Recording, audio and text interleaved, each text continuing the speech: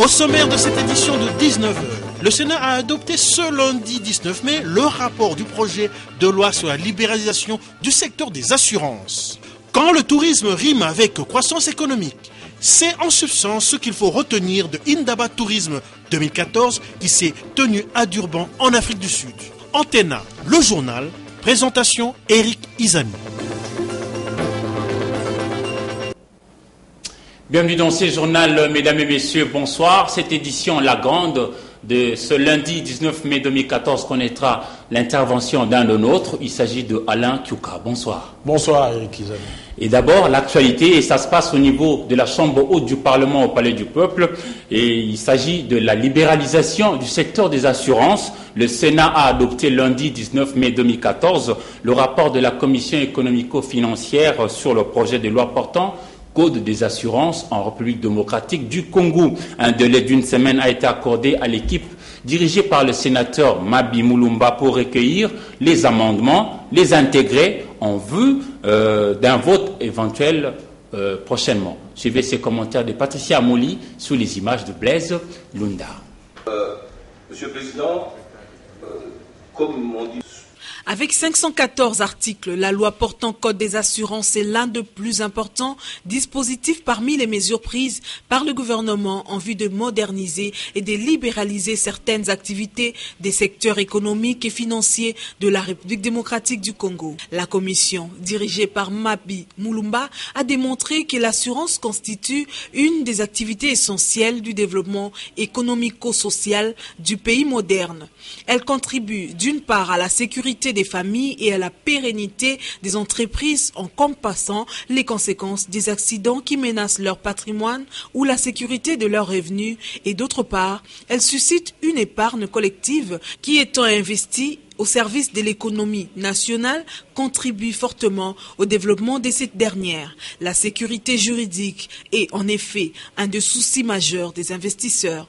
Cette sécurité est une condition essentielle au développement économique du pays et de l'amélioration de conditions de vie de ses citoyens. De nos jours, les particularités des opérations d'assurance amènent universellement les États à légiférer en la matière pour imposer un droit particulier relatif aux contrats d'assurance, ainsi qu'au mode de fonctionnement des entreprises d'assurance et à leur contrôle par le pouvoir public. Ces projets de loi viendraient pour surtout adapter la législation congolaise qui, en la matière, reste soit obsolète ou que constituent des textes disparates, non conformes par exemple par rapport au traité d'Oada déjà ratifié par la République démocratique du Congo.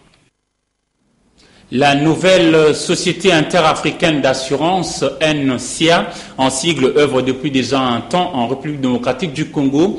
Comment exerce-t-elle ses activités dans un environnement RD congolais dominé jusqu'ici par la situation de monopole avec la Société nationale d'assurance SONAS? Tentative de réponse avec Magali Sissi sous les images de Pepito Matondo. L'ordonnance loi 66/622 portant création d'assurance nationale obligatoire et son article 4 indiquant que les conditions d'exploitation en RDC des sociétés étrangères seront déterminées par ordonnance, ainsi que l'article 2 stipulant qu'avant toute exécution d'opérations et entrée aux assurances, ces sociétés doivent être acceptées auprès du ministère de Finances et de la SONAS, avec l'obligation d'avoir un représentant résident en RDC. C'est donc cette ordonnance qui circonscrit le cadre dans lequel opère la nouvelle société interafricaine d'assurance. Vous avez votre véhicule, vous voulez l'assurer, vous vous dites, bon écoutez, je ne veux pas aller moi-même au niveau de la SONAS. Vous chargez donc un intermédiaire qui va aller faire ça pour vous. Et donc, c'est celui-là qu'on appelle le courtier d'assurance, qui va prendre votre risque et aller le placer chez l'assureur. Bon, évidemment, ici au Congo, on n'a qu'une seule compagnie d'assurance, c'est la SONAS. Mais en règle générale, le courtier d'assurance, lui, il cherche le meilleur placement, le meilleur contrat à un meilleur prix au profit de son client, qu'il a chargé de gérer un portefeuille d'assurance. NCA œuvre donc en RDC dans le strict respect des lois du pays. Le Premier ministre congolais Matata Ponyo a présidé lundi 19 mai, comme à l'accoutumée, la Troïka stratégique. Il a également reçu Cheikh Ali Mwingi, imam représentant légal de la communauté islamique au Congo-Kinshasa. Jean-Louis Nia-Suekama. Après l'examen de la conjoncture, la Troïka stratégique s'est penchée sur les réalisations sociales en cours. La semaine dernière, vous avez vu qu'à Bukangalonjo, le gouvernement, quelques membres du gouvernement étaient allés pour réceptionner le matériel pour le parc agro-industriel. Et je pense que la communication qui était faite sur terrain a démontré qu'il n'y a pas un dysfonctionnement entre ces projets et la poursuite de l'agriculture familiale. Il en est de même pour des projets comme Transco, la réhabilitation des bateaux ITB Kokolo, Gungu et la réunification du pays par voie routière. Le Premier ministre a échangé avec la direction de la communauté islamique du Congo. Son président, le représentant légal Cheikh Ali Mwingi Nkou, en parle. Je viens d'être élu il y a 2 mois et nous sommes venus aussi voir l'autorité du gouvernement, surtout pour échanger surtout dans plusieurs domaines, notamment le domaine de l'éducation et dans le domaine aussi de la santé. Nous avons beaucoup d'écoles à travers la République démocratique du Congo et nous comptons aussi construire d'autres écoles. Et cela par le soutien du gouvernement.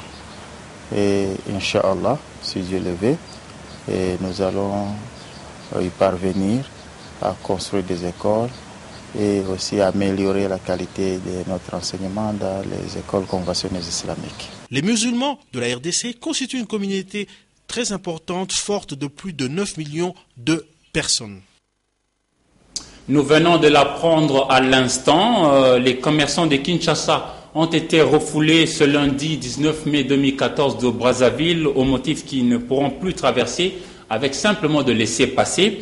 L'immigration du Congo-Brazzaville exige désormais la présentation d'un passeport et d'un visa en bonne et due forme à tout voyageur quinois. Cette information a été également confirmée par l'immigration de la République démocratique du Congo ou l'ex-Zaïre. Toujours dans ces chapitres, rester indifférent face aux exactions subies par les Congolais de Kinshasa, ex-Zaïrois à Brazzaville, signifie pour le PAD soutenir le criminel.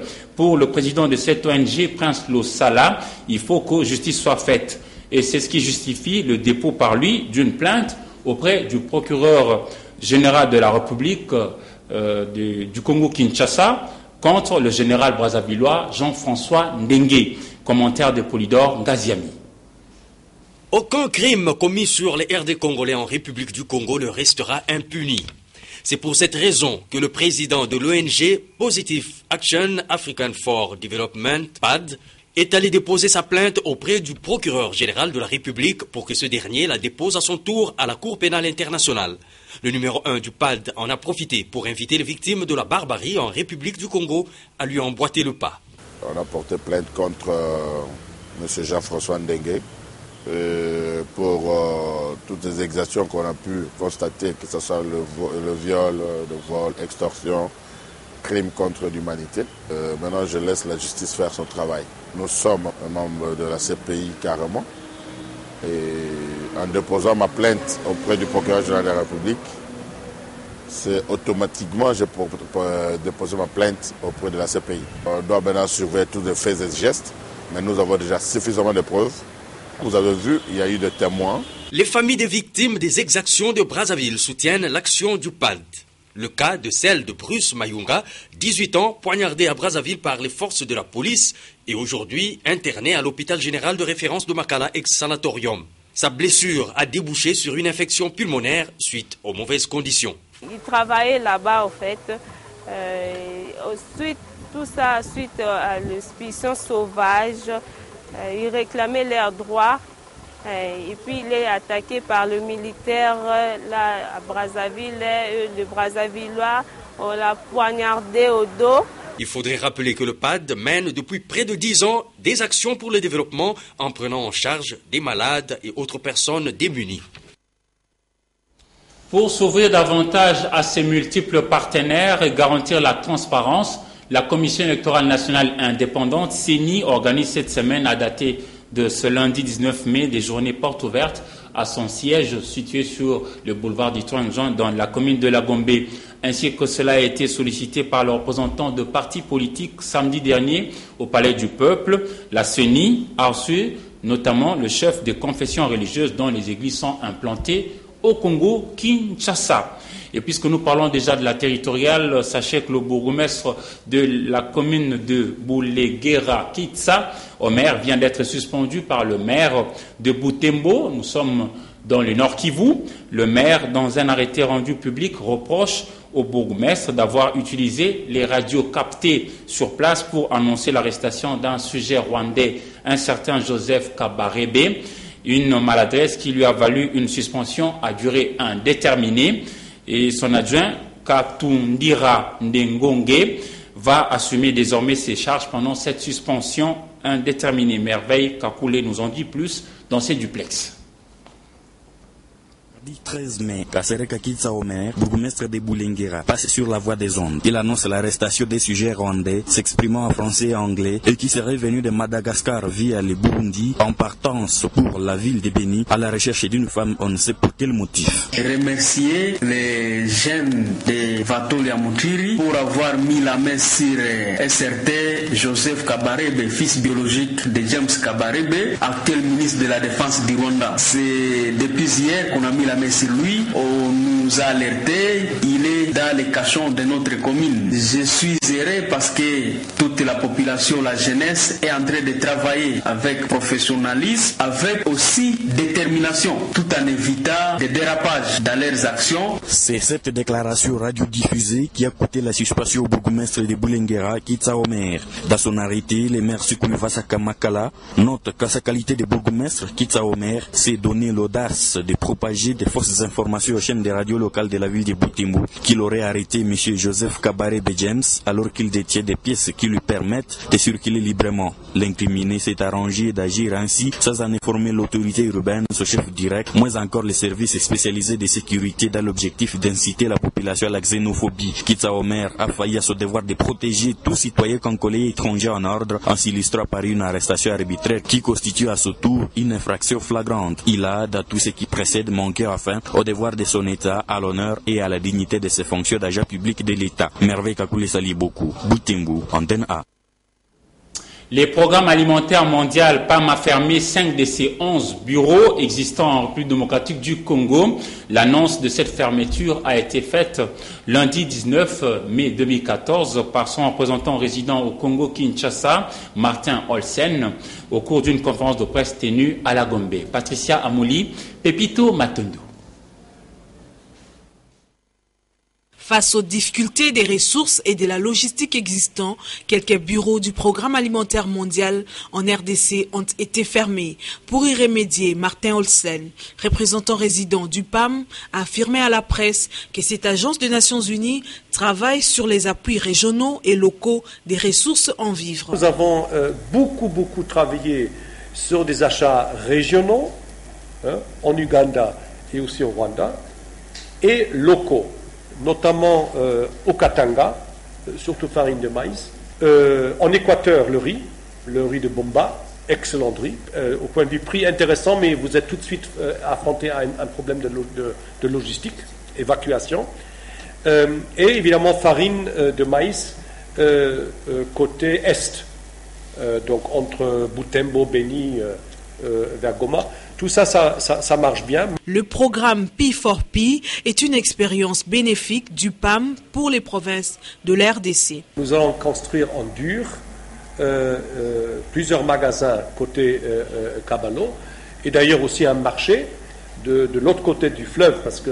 Il y a tout de même une note d'espoir pour le Programme alimentaire mondial qui possède une flotte aérienne de 4 avions UNAS qui transportent 3000 passagers dans différentes provinces pour $2 millions américains le mois. Il s'est tenu du 10 au 12 mai 2014 en Afrique du Sud, l'édition 2014 de Indaba Africa's Top Travel Show, la plus grande foire africaine du tourisme. Cette rencontre annuelle qui attire les hommes d'affaires, journalistes et touristes de par le monde a été placée cette année sous les signes de la célébration du 20e anniversaire de l'instauration de la démocratie en Afrique du Sud. Suivez à propos ce reportage réalisé par notre envoyé spécial sur place, Alain Kiuka.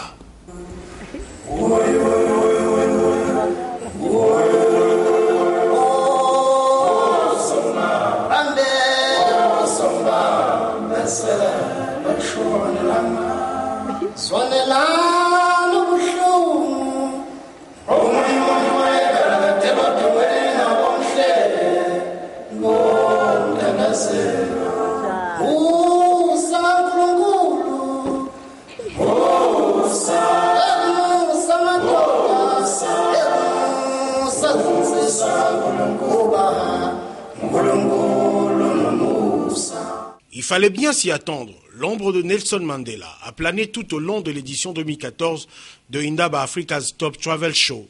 En effet, cette année, la grande rencontre économique et touristique a coïncidé avec la célébration de 20 ans de la nation sud-africaine en tant que démocratie. Cette nation arc-en-ciel qui a bien pu tirer son épingle du jeu dans le concert des nations. En 20 ans, l'Afrique du Sud a fait des pas de géant, notamment grâce au tourisme. Elle est devenue l'une des destinations les plus prisées au monde, si pas une destination de rêve. Et les chiffres avancés par le ministre sud-africain du Tourisme, Martinus van Schalkwyk, à l'occasion de Indaba 2014, sont extrêmement encourageants. Tenez, par exemple, en 2012, l'Afrique du Sud a accueilli près de 10 millions de touristes, de quoi générer des recettes considérables en termes de milliards de dollars. Et concernant la création des emplois, le secteur du tourisme sud-africain est allé de 230 000 emplois directs créés en 1994 à 610 000 en 2012, soit une croissance exponentielle de près de 200%. Indaba, ce ne sont pas que des discours. C'est aussi et avant tout un show, une monstration ou mieux une exhibition. Et cette année, 24 pays africains ont pu montrer leur savoir-faire et les richesses ainsi que les potentialités touristiques qu'ils regorgent. Plusieurs d'entre eux ont été représentés au niveau ministériel, ce qui a bien sûr réjoui Thulani Nzima, Chief Executive Officer de South African Tourism, l'agence nationale sud-africaine de tourisme. Sa tour veut faire de Indaba une vraie plateforme panafricaine pour vendre l'image de l'Afrique à travers le monde, une sorte de vitrine pour attirer plus de touristes, non seulement en Afrique du Sud, mais dans toute l'Afrique réputée terre d'accueil et d'asile. Here I was born, in the echo of thunder that rolls across the silent plains. Le Congo-Kinshasa, qui est également membre de la SADC et du Retoza Regional Tourism Organization of Southern Africa, a été cette année parmi les exposants. Et la ville de Kinshasa, représentée par son ministre de Culture et du Tourisme, a été d'un apport considérable pour faire rayonner l'image du pays au cours de cette rencontre à la fois économique et touristique. Encore une fois, Alain Kiuka. Parmi les 24 pays africains qui ont pris une part active à Indaba Tourisme 2014, il y a la République démocratique du Congo. Après avoir longtemps participé à cet événement annuel, plus en tant qu'observateur, cette fois la RDC a aménagé son propre stand où l'on pouvait admirer les richesses touristiques que regorge le pays. De quoi motiver davantage les délégués. Il est très important que nous puissions promouvoir notre tourisme à l'image du pays dans lequel nous nous trouvons, la République sud-africaine. Mention spéciale à la ville-province de Kinshasa, représentée ici par le ministre provincial du Tourisme et de la Culture, qui n'a pas hésité de revêtir l'habit d'un guide touristique. C'est pour nous une grande satisfaction, d'abord d'avoir assuré la présence de la ville-province de Kinshasa à Indaba, qui est un grand show du tourisme mondial, car les gens viennent de partout pour vendre leurs produits, leur pays, leur ville, et nous sommes venus présenter la ville de Kinshasa comme destination touristique. Nous avons eu notre place au soleil, nous avons pu présenter notre produit, donc ça ne peut qu'être un sentiment de satisfaction. Désormais, il faudra donc compter avec la capitale de la RDC dans les prochaines éditions de Indaba à Durban en Afrique du Sud. Ceci d'autant plus que le jumelage entre la ville-province de Kinshasa et la province du KwaZulu-Natal est déjà opérationnel. Et les autorités de ces deux provinces, de la RDC et de l'Afrique du Sud, veulent capitaliser ce partenariat, notamment dans le secteur du tourisme, avec la construction de plusieurs infrastructures dans l'ex-Léopoldville. Alors Alain Kouka, vous y aviez été, vous êtes Congolais de Kinshasa et notamment rédacteur en chef à Antenne A pour des questions diplomatico-politiques. Alors qu'est-ce que Kinshasa devra faire pour justement rentabiliser ces secteurs restés en veilleuse pendant de longues années d'ailleurs? Bon, d'abord, il faut dire qu'il y a plusieurs préalables à remplir pour ne prendre que l'exemple de l'Afrique du Sud. Vous savez, c'est pratiquement la 4e édition à laquelle je prends part en ce qui concerne Indaba. Vous savez, l'Afrique du Sud a joué sur le temps. C'est un gros investissement. Lorsque vous voyez les chiffres que nous avons avancés tout à l'heure, les chiffres révélés par le ministre sud-africain du Tourisme, l'Afrique du Sud, pratiquement, en 2012, a fait 191 milliards de rand, un équivalent de 20 milliards de dollars en termes de rentrée dans le secteur touristique. C'est 3 fois le budget national de la République démocratique du Congo. Mais pour en arriver là, l'Afrique du Sud a dû investir. Investir depuis 20 ans. Vous savez que c'est depuis 1994 que l'Afrique du Sud est devenue une nation démocratique. Avec l'élection de Nelson Mandela. Et Nelson Mandela avait une vision, travaillons ensemble. C'est-à-dire les Zoulous, les Kossa, c'est-à-dire les Noirs sud-africains, les Blancs, les Afrikaners, comme on les appelle, mais aussi les Métis et les Indiens. Ensemble, ils ont pu bâtir ce pays, aujourd'hui qui est le pays le plus prospère en Afrique. Donc, la République démocratique du Congo, si elle veut prendre l'exemple de l'Afrique du Sud, il faut remplir certains préalables. Notamment, je parle d'investissement. Vous avez parlé de travailler ensemble et ensuite? Oui, de l'investissement. Il faut investir. Le secteur du tourisme n'est pas comme les secteurs du diamant ou le secteur du pétrole. Vous savez, le pétrole aujourd'hui, le baril se vend à plus de $100 aujourd'hui. Vous savez, le diamant aussi, c'est du cash à la fois lorsqu'on achète. Mais le tourisme, il faut un investissement. D'abord, lorsque vous prenez des pays comme l'Afrique du Sud, ils ont d'abord mis sur pied une compagnie aérienne fiable, une compagnie aérienne nationale. On parle de South African Airways, qui est la 5e meilleure compagnie aérienne dans le monde et qui est la meilleure compagnie en Afrique, et c'est pour la 12e année consécutive. Alors, vous prenez des pays comme le Kenya, où le tourisme est encore développé, vous avez Kenya Airways. Donc, dans chaque pays où on veut développer le secteur touristique, on a d'abord une bonne compagnie aérienne, une compagnie aérienne fiable. Je salue d'ailleurs les efforts du gouvernement de la RDC, puisqu'on parle de la création prochaine de Congo Airways, pour essayer de redorer l'image de la République démocratique du Congo dans le secteur de l'aviation civile, parce qu'on avait Air Zaïre à l'époque, qui n'est devenu que l'ombre d'elle-même. Voilà. Donc ça, c'est le deuxième préalable. Troisième préalable, il faut une éducation. Le tourisme, c'est une culture. Alors, il faut inculquer par rapport à ça, il faut commencer par quoi? Parce qu'ici, chez nous, même nous qui faisons aussi la promotion, quelque part, du tourisme touristique, de l'image du pays. Quand vous sortez votre caméra, un policier peut vous faire de problèmes.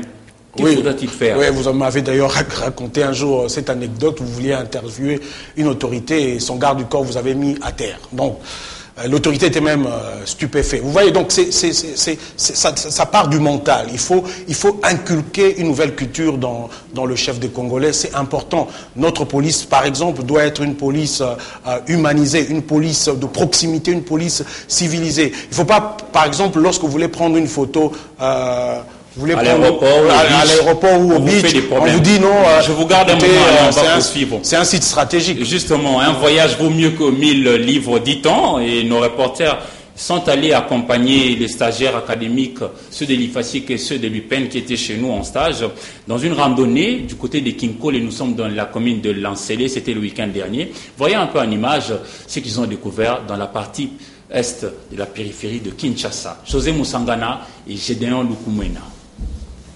Dans cet îlot, en plein milieu du fleuve Congo, un village de plus de 50 habitants, La vie semble être belle selon les dires de son chef. La chikwang et le poisson constituent la nourriture de base de ses habitants. Il n'y a pas de fourniture en électricité, d'où le recours au feu de bois pour la cuisson des aliments. La pirogue demeure le seul moyen de transport. Et au cas où le fleuve quittait son lit, lorsqu'il y a montée des eaux, on se réfugie sur les étalages qu'on a construits. On les fait faute de moyens.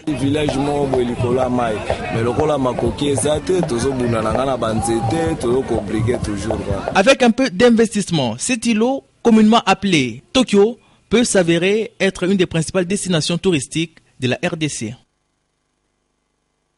Mieux vaut la fin d'une chose que son commencement, disent les Saintes Écritures.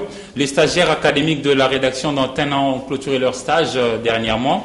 Et puis une excursion a été organisée pour les égayer un peu. Suivez ce commentaire encore une fois de José Moussangana et Gédéon Lukumena. Loin de leur rédaction, les journalistes d'Antena ont, à l'occasion de fin des stages académiques des futurs chevaliers de la Plume, des Lupin et des Lifasic, choisi l'îlot de pêcheurs pour se détendre. Les volets beach étaient au rendez-vous.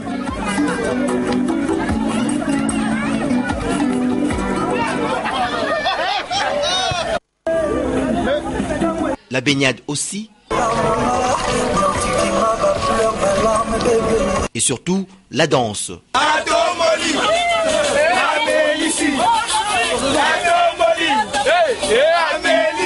Pour lier l'utile à l'agréable, un casse-croûte était de la fête. Les stagiaires n'ont pas caché leur satisfaction.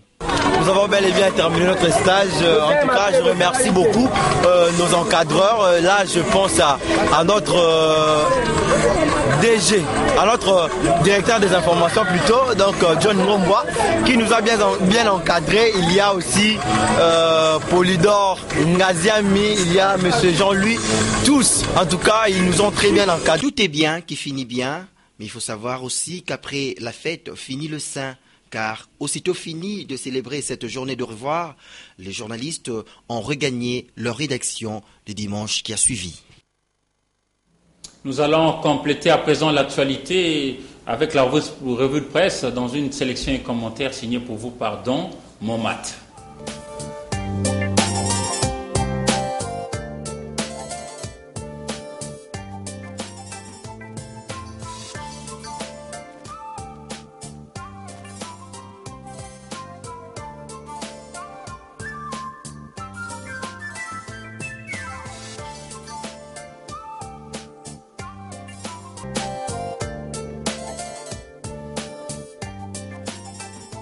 Bienvenue à cette revue de presse.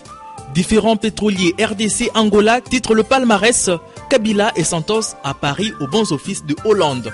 La rencontre est prévue pour cette semaine. Il sera question, écrit le confrère, de trouver un arrangement sur un territoire maritime controversé entre les deux pays en vue d'éviter l'arbitrage des Nations Unies. La référence plus en ce qui la concerne revient sur la commémoration de la libération de l'ex-Zaïre. Le quotidien note Musée Laurent Désiré Kabila, un héritage qui fait unanimité.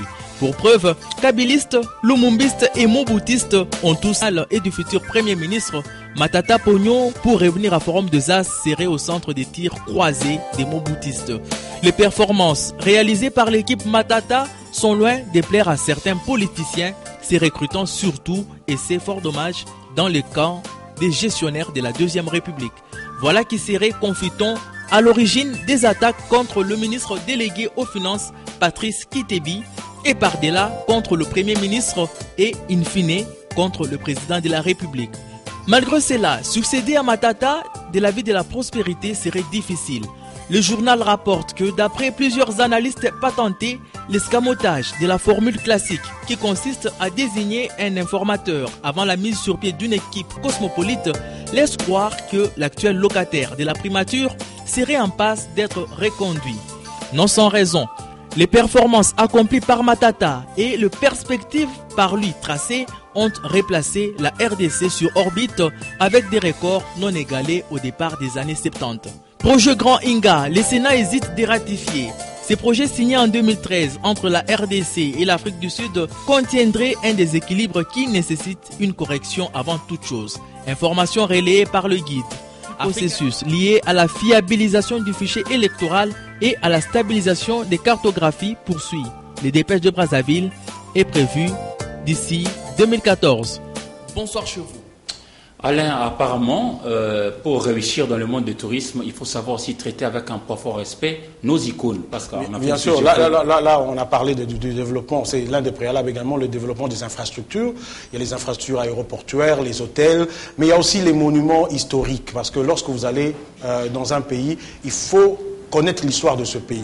Ici, on avait des monuments historiques comme celui de Léopold II à la gare centrale. Ça a été déboulonné. Bon, on a dit on va replacer ça à un autre endroit. C'est important que nous puissions retracer l'histoire du pays. C'est comme ça que je salue même l'action du Premier ministre Matata qui a mis des bustes des anciens Premiers ministres. Merci, on va poursuivre. Mesdames et messieurs, c'est la fin de ce journal. Merci à vous de l'avoir suivi et au revoir. Vous a été